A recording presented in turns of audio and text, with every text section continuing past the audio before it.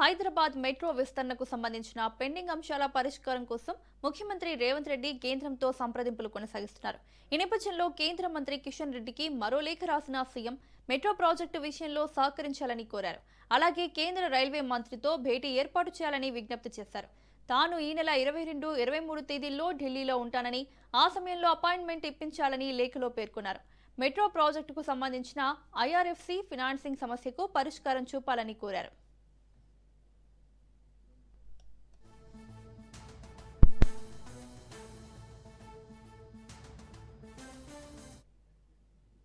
Pending లో ఉన్న అంశాలపై పూర్తి వివరాలు అందించేందుకు రాష్ట్ర ప్రభుత్వం సిద్ధంగా ఉందని పేర్కొన్న సీఎం మెట్రో విస్తరణకు సంబంధించిన సమస్యల పరిష్కారానికి త్వరితగతిన చర్యలు తీసుకోవాలని కేంద్రాన్ని అభ్యర్థించారు.